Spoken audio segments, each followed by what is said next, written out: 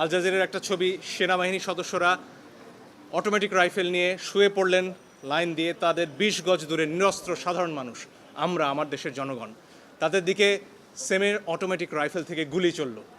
এই দৃশ্য দেখার পরে আসলে বাসায় বসে থাকার কারো কোনো সুযোগ নেই। আমাদের যার যার অবস্থান থেকে প্রতিবাদ করতে হবে, এবং একজন আইনজীবী হিসেবে সেই কাজটি করার জন্য আজকে আমরা আদালতে এসেছি।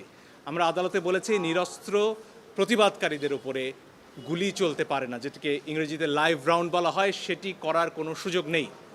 আরও অনেক ভিডিও আপনারা দেখেছেন, একটি কিশোর 4তলা একটা নির্মাণাধীন ভবন থেকে সে ঝুলে রয়েছে, তার কিচ্ছু করার উপায় নেই, ওই অবস্থায় তার ওপর গুলি চলেছে অনেকবার।